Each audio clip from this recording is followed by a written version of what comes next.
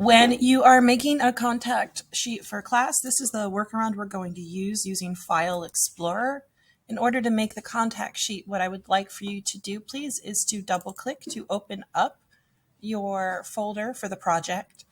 Make sure that it is maximized so that it's fitting your whole screen, and change the view mode so that the images fit. So large or extra large. Don't do medium or small. If you need to take multiple shots, that's okay. So I'm going to use large for this one.